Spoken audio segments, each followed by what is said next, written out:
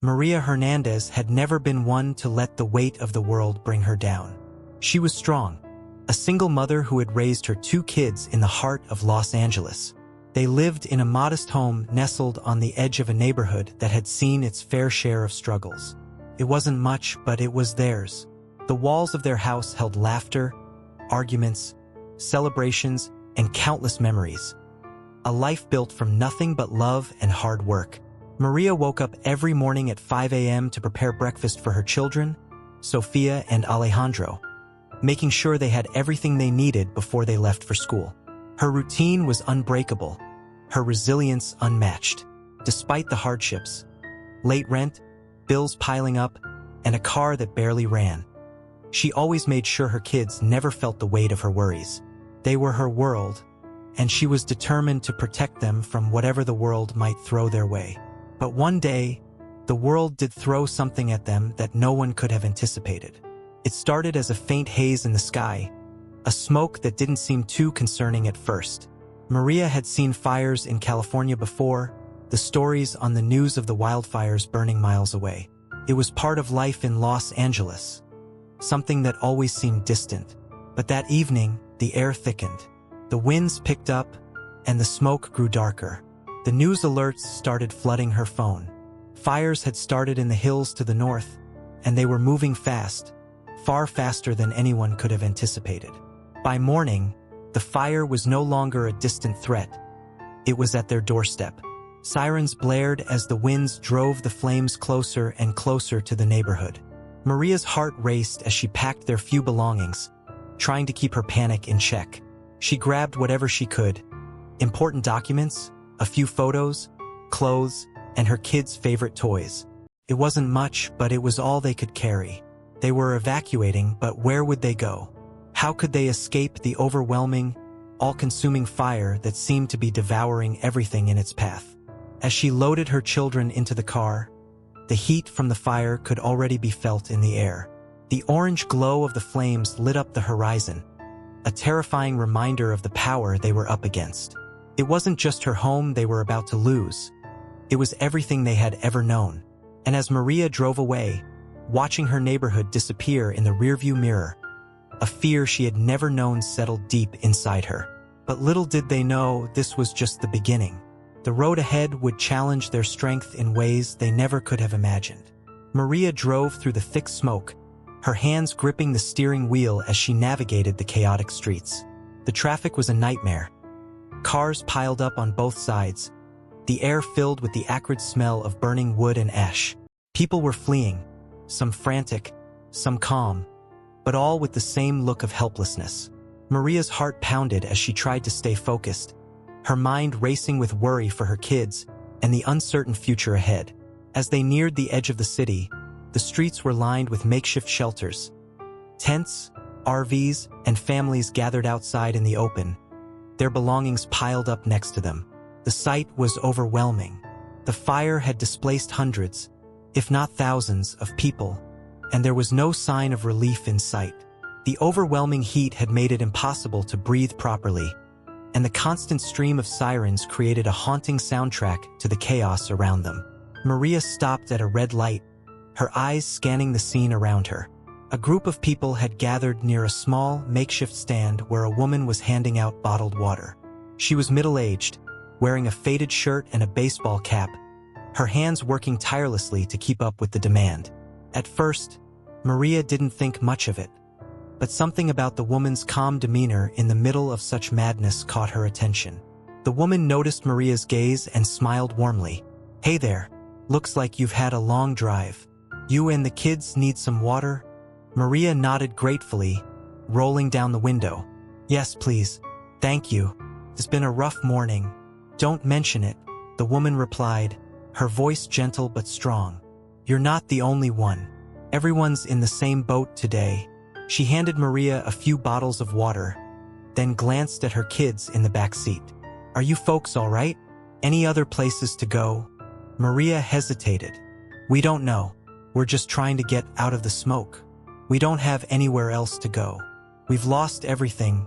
The woman's face softened with understanding, her eyes reflecting the weight of the situation. "I hear you. It's tough out here. But you're not alone. If you need somewhere to stay, we've got a shelter up ahead. We're working together, trying to help folks who've lost their homes. My name's Helen, by the way." Maria blinked, taken aback by Helen's offer. "A shelter?" she asked, a bit incredulously. "You're just handing out water and offering a shelter in the middle of this? How are you doing all this?" Helen smiled again, her eyes gleaming with quiet resilience. "Well, we're all doing what we can. People are pulling together. I've got a few supplies in my car, but it's not much. I used to work as a nurse, so I'm used to helping folks out when things go sideways. But really, it's just about offering a little kindness, right? That's what makes a difference." Maria couldn't help but feel the tears welling up in her eyes. She had been so caught up in the fear and uncertainty of the moment. But here was a stranger offering help without hesitation. "I don't even know what to say," Maria whispered, her voice thick with emotion. "You don't even know us. But you're helping." Helen shrugged casually, as though it was no big deal. "It's nothing special. It's just what people do for each other when things get tough. We all need each other. If you're willing to trust people, we'll all get through this together." As Helen spoke, Maria realized that this woman, this stranger, had no expectations of recognition. She wasn't doing this for praise or profit. She was doing it because it was the right thing to do. It wasn't grand or flashy. She didn't have a fancy organization or big financial support behind her. It was just her, a few supplies, and a whole lot of heart. Helen handed Maria another bottle of water, then gestured toward the makeshift shelter. "It's just down the road. There are some people there who can help you figure things out. We've got blankets, food, and a safe place to sleep. You and your kids can rest there, at least for tonight." Maria nodded, feeling a sense of relief that she hadn't thought possible. She had thought she was alone in this struggle, but Helen's quiet strength and kindness made her feel like maybe, just maybe, things could get better. Maybe the fire had taken so much, but it hadn't taken away the humanity and generosity of the people who still cared. "Thank you, Helen," Maria said, her voice barely above a whisper. "You've given me hope today. You've helped more than you know." Helen gave a small nod, her face filled with quiet pride. "You don't need to thank me. You just need to keep going. And remember, you're not alone. We're all in this together." As Maria drove off toward the shelter, the weight of her fears seemed to lighten a little. The fires had taken so much from them, her home, her security, and her sense of stability. But in the midst of it all, she had found something even more valuable: kindness, selflessness, and a sense of community that could never be destroyed by fire. And with that, Maria knew that, no matter how tough the road ahead might be, they would make it through. Because there were people like Helen, quiet heroes who didn't ask for anything in return, making sure they weren't alone. As Maria arrived at the makeshift shelter, the reality of the situation hit her again. She and her children had been spared from the flames, but they were now part of a sea of evacuees, people who had lost everything in the devastating fires, each carrying their own burden of fear and uncertainty. The shelter was filled with families sitting on blankets, children playing quietly, and volunteers moving around, handing out food and water. Maria tried to push down the overwhelming sense of helplessness that threatened to drown her. She had always prided herself on being strong for her children, always finding a way to make things work. But now, with everything lost, she wasn't sure where to turn. She took a deep breath and looked at Sofia and Alejandro, who were both sitting on the floor, staring blankly at the unfamiliar surroundings. They had been so brave, so quiet, but Maria knew they were scared. They didn't know what would happen next. They didn't understand why everything was gone. She wanted to reassure them, to tell them that everything would be okay, but she wasn't even sure what that meant anymore. Helen had been right about the shelter. It was a safe place, a temporary haven in the chaos. But as Maria watched families interact with one another, exchanging stories of their losses, her guilt only grew. She didn't belong here. She was a burden on these kind people who had already given so much. They didn't need to help her. She had been proud of her self-sufficiency before, the quiet dignity of managing on her own. But now that dignity felt like an anchor dragging her down.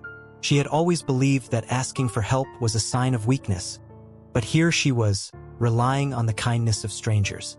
The internal struggle gnawed at her, and she couldn't shake the feeling that, somehow, she had failed her children. They had been through so much in their short lives: poverty, violence, and hardship. Maria had always tried to shield them from it, to keep their world as normal as possible. But now, in the face of this disaster, there was nothing she could do. Everything she had worked so hard to provide for them, security, stability, a place to call home, had been taken in an instant. She had failed them. Sophia looked up at her mother, her eyes wide with fear. "Mom, where are we going now?" she asked, her voice trembling. Maria felt a lump form in her throat. She didn't have an answer. She could lie and tell Sophia that everything would be okay, that they would rebuild and things would go back to normal. But she couldn't make that promise. All she could do was hold her daughter close and hope that somehow they would find their way through this. A soft voice interrupted her thoughts. "Are you all right?" Maria looked up and saw Helen standing in front of her, a gentle expression on her face. She hadn't even realized that Helen had come over.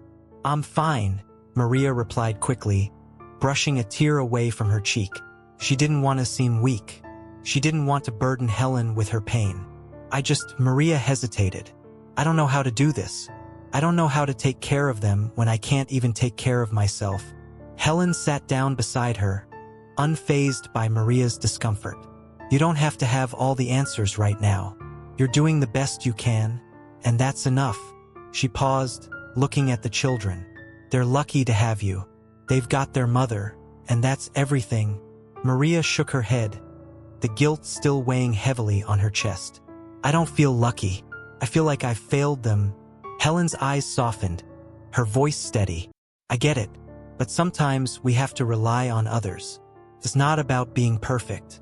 It's about showing up. And you've been showing up for them their whole lives. This is just a bump in the road." Maria stared at the floor, unsure of how to respond. Helen's words were kind, but they felt like a foreign language to her. She wasn't used to depending on others. She had spent her whole life relying on her own strength, on the belief that she could overcome anything. But now, in the wake of this destruction, that belief felt like a lie. How could she keep going when everything she had worked for was gone? Helen's voice broke through her thoughts again. "I know it's hard, but look around you. You're not alone. We're all in this together. And sometimes that's enough to get us through." Maria looked up at Helen, her eyes filled with uncertainty. She didn't know if she was ready to embrace this new way of thinking. Relying on others was uncomfortable. But as she looked at her children, who were playing quietly with other kids at the shelter, she realized that maybe, just maybe, Helen was right. The kindness of strangers, the willingness to lean on each other, could be the very thing that helped them get through this. The weight in her chest didn't disappear, but it lightened just a little. For the first time, Maria realized that accepting help wasn't about weakness. It was about survival.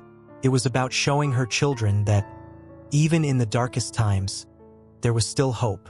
She wasn't alone, and neither were they. "I'm trying," Maria whispered, more to herself than to Helen. "I'm trying to do better for them." Helen nodded, her smile warm and reassuring. "And that's all you can do.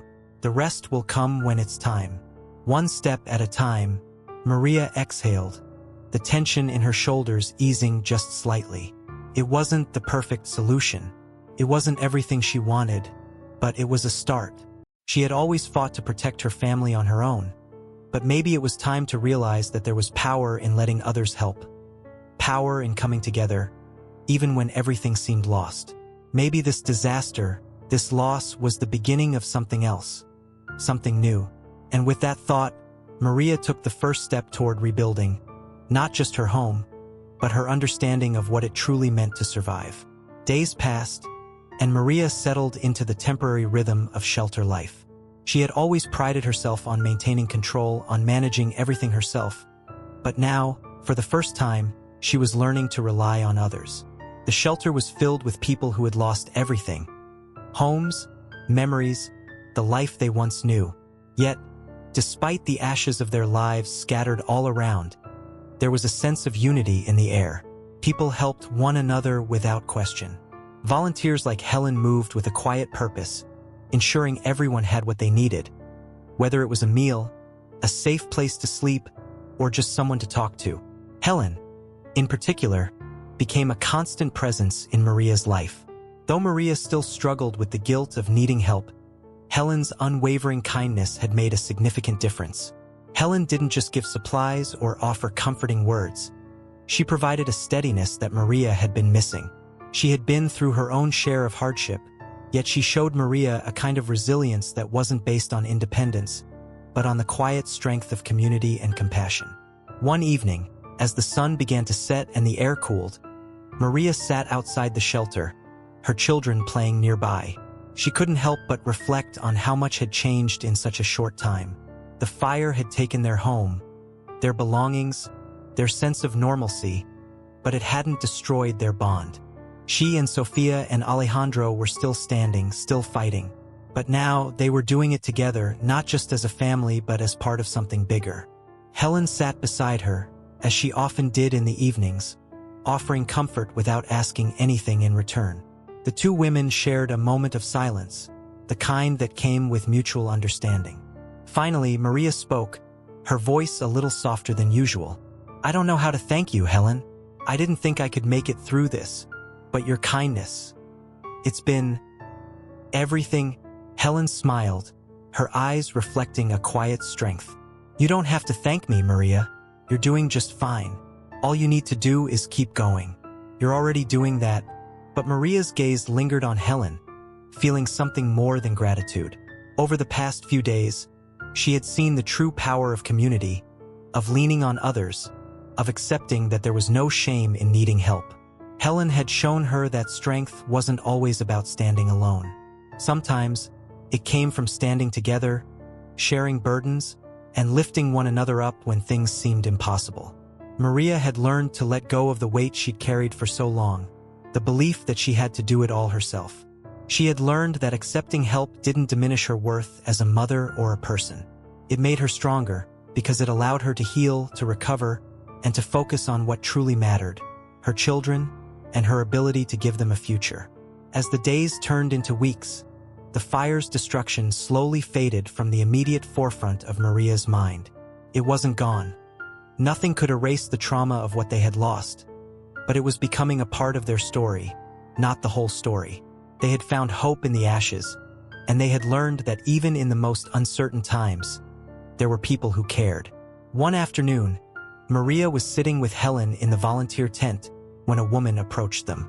She was new to the shelter, a young mother with 2 young children in tow. Maria could see the look in the woman's eyes, the same fear, the same uncertainty that had been in her own eyes just a few weeks ago. Helen gave her a warm smile and stood up to offer the woman a chair.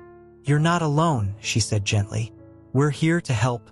Maria, instinctively, rose to her feet as well, walking over to the woman. She placed a reassuring hand on her shoulder. "I know it seems like the world has fallen apart," she said softly, her voice filled with the wisdom she had gained through her own struggles. "But I've learned that when everything seems lost, you find strength in the people around you. You're stronger than you think, and you're not alone." The woman looked at Maria, her eyes filling with unshed tears. "But I don't know what to do. Everything's gone. My house, my job. I feel like I'm starting over with nothing." Maria nodded, understanding the overwhelming weight of the words. "I know how you feel," she said, her voice steady. "But sometimes starting over is the only way to build something better. And you don't have to do it alone. We're all here for you, just like I've had people here for me." Helen watched with a knowing look, a slight smile tugging at her lips. Maria was no longer just a recipient of help. She had become the one offering it. She had shifted from the woman who had first arrived at the shelter, broken and uncertain, to someone who could now offer hope, empathy, and strength to those who needed it. In that moment, Maria realized something fundamental. Her strength was no longer measured by her ability to handle everything on her own. It was measured by her ability to give back, to lift others when they needed it most, and to find light even in the darkest of times. She had been through the fire, literally and figuratively, and had come out the other side with a renewed understanding of what really mattered. Helen had been the first person to show Maria that kindness could heal even the deepest wounds. And now, Maria had become the embodiment of that kindness, passing it forward to others who needed it just as much. It wasn't just about rebuilding homes. It was about rebuilding lives, together. And Maria knew, without a doubt, that the strength of community, of shared humanity, would always be the foundation upon which they built their future. As the shelter buzzed with activity, Maria smiled at Helen, a deep sense of gratitude welling up in her chest. "Thank you," she whispered. But this time, it was more than just for her own sake. It was for the entire community, for the shared strength that would guide them through whatever came next. "Thank you for showing me what it really means to be strong." Helen nodded, her smile the only answer needed. "It's all of us, Maria. We're all in this together." And for the first time since the fire, Maria believed it. As the sun set over the shelter, casting a golden light across the tents and makeshift homes, Maria sat quietly with Sofia and Alejandro beside her. The day had been filled with small moments of hope, small victories in the face of devastation. People had begun to rebuild, not just their homes, but their spirits. The sense of community, the willingness to support one another in the darkest of times, had made all the difference. Maria looked at her children, their faces more relaxed now, smiles starting to return. They were slowly finding their footing again. Though they had lost so much, they had found something they hadn't expected: strength in each other, and in the people who had offered them kindness. She had once believed that strength came from standing alone, from bearing the weight of the world on her shoulders. But now, she understood that true strength came from the willingness to lean on others, to accept help, and to offer it in return. She turned to Helen, who was sitting a few feet away, talking quietly with another family. The sense of gratitude Maria felt toward this woman was impossible to put into words. Helen's unwavering support had shown her a side of life she hadn't seen before. She had learned that sometimes the greatest gift we can offer is not what we do for others, but the way we show up for them when they need it the most. As Maria watched Helen interact with the families, offering them reassurance, Maria found herself smiling. It wasn't just the shelter they had found in this time of crisis. It was the human connection, the kindness that had allowed them to stay strong when everything else seemed to be falling apart. Maria had come here feeling broken, uncertain about what the future held. But now, she felt a quiet, steady sense of hope. Turning back to her children, she spoke softly, her voice filled with a newfound peace. "We've been through a lot, haven't we? But I think we're going to be okay. Because no matter what, we have each other. And we have good people around us, people who are willing to help." Sofia looked up at her mother, her eyes bright. "We're going to make it, right, Mom?" Maria smiled, her heart swelling with love for her children. "Yes, sweetie, we are. We have everything we need to start over. And that's enough." As the evening settled into a peaceful quiet, Maria realized that the true measure of resilience wasn't in what we can rebuild alone, but in the way we come together, the way we help one another rise. And in that understanding, she knew that no matter what the future held, they would always have the strength to move forward, together. And that was all that really mattered.